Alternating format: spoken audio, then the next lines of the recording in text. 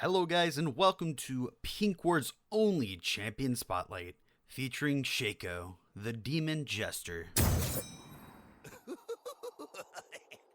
What's up guys, Pink Ward here, and you did hear that right. Today's the day I bring out an updated version of my Shaco top lane guide. This guide is going to be more of a hybrid build since Shaco's AP ratios have been taken a hit in the past year, but I will be keeping around a few AP items that are very good for utility. So let's get started.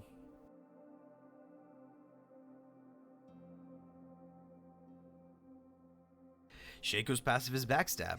Shaco's basic attacks critically strike for 130% of his attack damage and 40% of his ability power when hitting enemies from behind. This damage is increased to 200% of his AD against monsters. After you backstab a target, that target cannot be backstabbed again for a few seconds. This is indicated by the red circle around the target's feet. This passive is also used by Shaco's ultimate, having the same cooldown and crit, but no circle indication. This ability is used for early game trading, and I'll talk more about it when I explain Shaco's W. Shaco's Q is Deceive. After a short delay, Shaco blinks to a target location, temporarily becoming invis and causing his next attack within 2.5 seconds to reduce Deceive's cooldown by 2.5 seconds. While in Deceive, casting Hallucinate and Jack in the Box will not reveal him, but using 2-Shift Poison or attacking will. This ability isn't usually utilized in laning phase, so I don't usually get early points into it. I'll come back to it later when talking about team fights.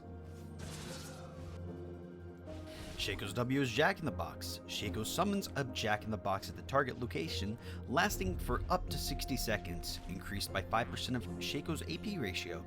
When activated, Jack in the Box causes nearby enemies to flee for a short duration, attacking targets until it dies or expires after 5 seconds. The Jack in the Box prioritizes the most previous champion to damage it. If no enemies have recently damaged it, it attacks the closest target.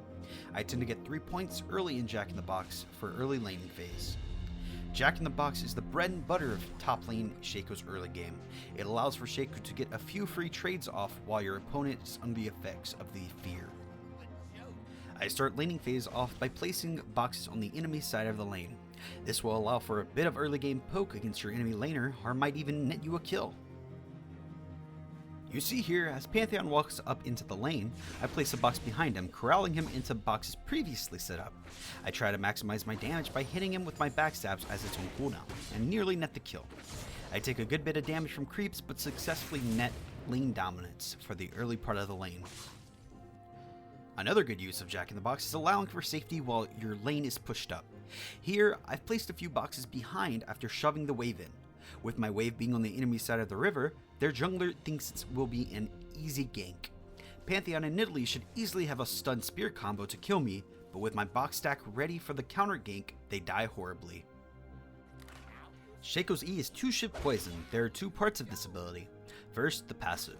Shaco and his clones' basic attacks will slow enemies for 2 seconds while 2-Shift Poison is off cooldown. The active allows Shaco to throw a dagger at the target enemy, slowing them for 3 seconds and dealing physical damage increased by 0.5% for every 1% of the target's health missing. This ability scales with bonus attack damage by 60%, scaling up to 120% by rank 5 of the ability. It also scales with 75% of Shaco's ability power. I tend to max this ability by level 10 due to the AD ratio scaling with rank. This ability is decent in the early game as it provides small poke, but it's used more for execution while fighting your opponent. You see Sejuani coming into my lane to gank the recalling Pantheon. I get a Shiv off and try to allow for the Sejuani to get her few autos off to activate her stun. As I'm able to gain ground, I deceive in to start autoing the Pantheon. I drop a box a little too close to myself, not allowing for the fear to catch him, but use my Shiv as he gets back under his turret, netting us the kill. Shaco's R is Hallucinate. Shaco vanishes for 0.5 seconds and creates a hallucination of himself at his side, remaining within the tether range of him as a controllable pet for 18 seconds. While it's alive, I use the Alt key and right click to control it. When it dies, it explodes, dealing some magic damage to all nearby enemies and dropping 3 mini boxes around itself in a triangle. These mini boxes cause enemies nearby to flee for a few moments, also having the same targeting prioritization as Shaco's boxes. They share health and die after taking too much damage or expire after 5 seconds. Hallucinate allows Shaco to dodge almost every ability in the game if used correctly. You're able to dodge some abilities such as Fizz Ultimate, if it's attached to you, Lee Sin's Q when he's flying towards you, or even Karthus Ultimate as it's about to kill you. Here you see Pantheon ulting in on me. I'm not scared of him, knowing I had recently placed a box down behind me. I bait him towards that box, and as he uses his stun on me, I ulti, being untargetable while the stun duration is ticking off. Then I place a box on top of myself, as I know he'll walk into the box previously placed, causing the fear done by the first box setup to hold him in place as the second box activates and fears him too. My clone and I auto attack him, getting him down, then I E him for the execution, killing him through Hex Shrinker as Shaco's new E now does physical damage and isn't blocked by the magic shield that Hex Shrinker has.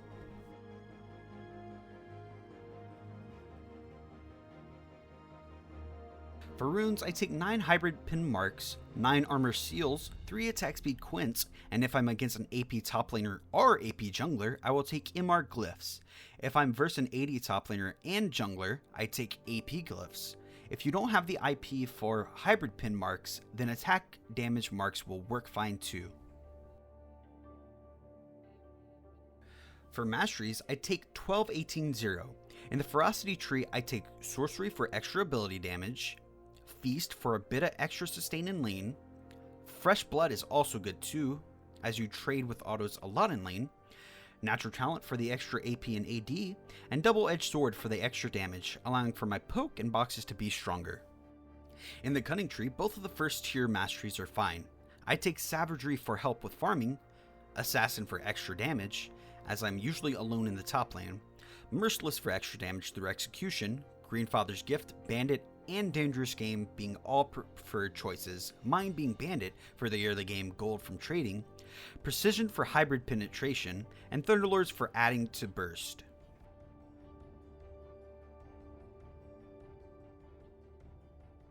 Now here's what you've all been waiting for.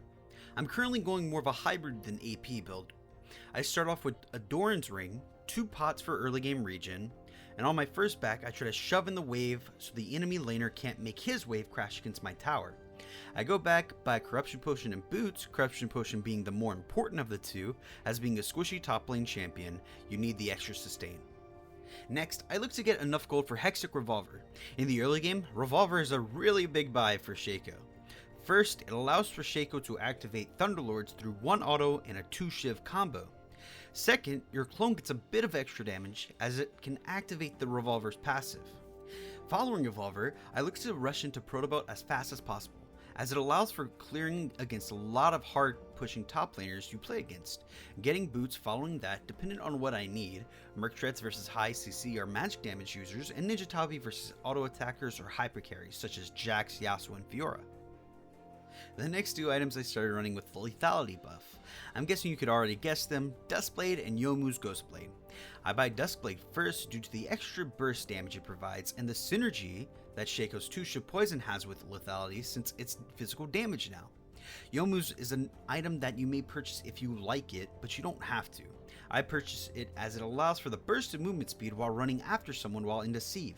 You may also go Infinity Edge over Youmuu's if you'd rather more burst early game. My 4th item gives a little bit of damage but a lot of utility. I get Zhonya's. I like Zhonya's over Guardian Angel as it is on a shorter cooldown and you have the power over its activation. I use it to get out of sticky situations when I go in for assassination attempts.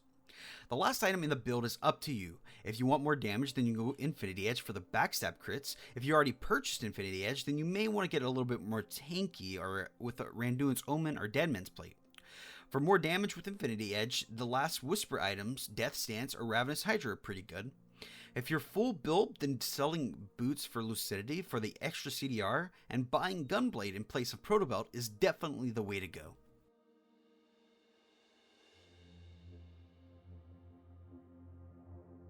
So here, I want to give a few examples of Shaco's teamfighting so that you guys can understand how I play teamfights better.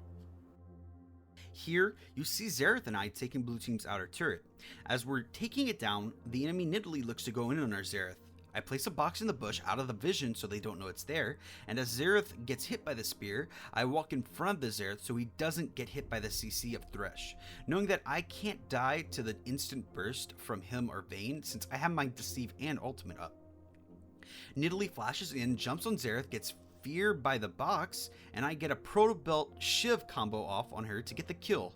Vayne flashes in to get the last hit on Xerath, and that fight turns into a 1v2.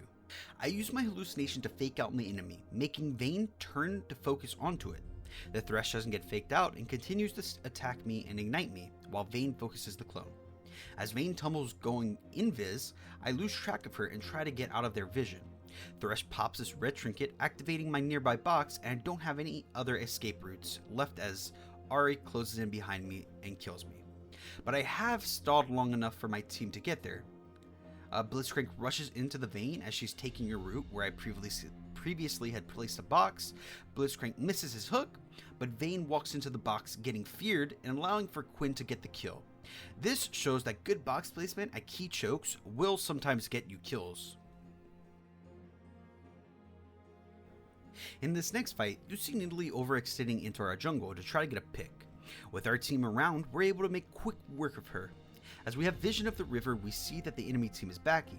Knowing we're up a person, Quinn looks to stop the enemy recalls, but gets a little too greedy and gets hit by too much CC, dying to the enemy team. As the enemy team jumps on me, I place a box down in front of me, knowing that they'll be focusing me over the box. This should give it time to activate and fear them. The Aurelia jumps on me, stunning me, and Vayne starts to auto-attack me.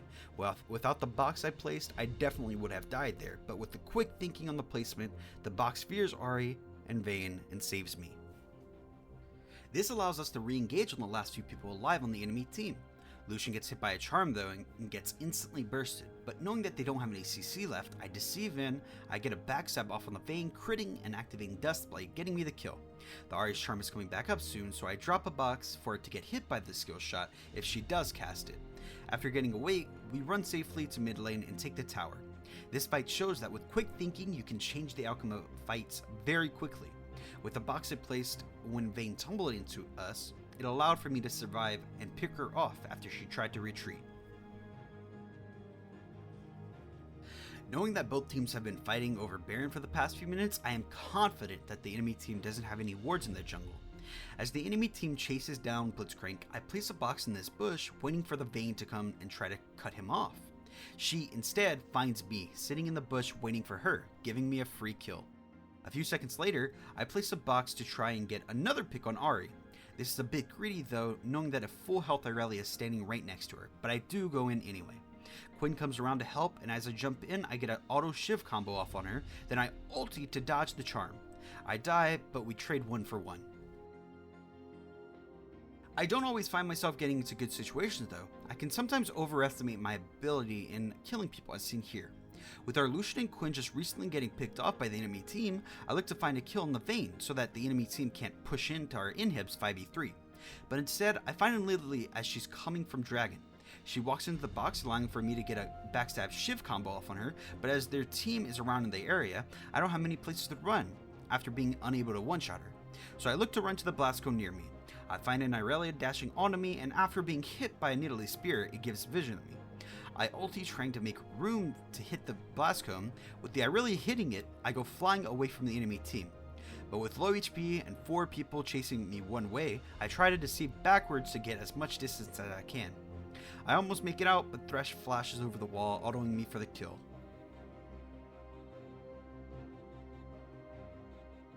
Shaco is very mobile and has good damage when he gets items, but you can't overestimate your ability on a champion. He is still very squishy and killable, so try your best to get to mid-late game to help be a nuisance in team fights. Shaco top lane isn't incredibly strong right now, so I do suggest just having fun with these builds and normals. With that, I do wish you all the best of luck on the Rift. Much love guys, and have a good one.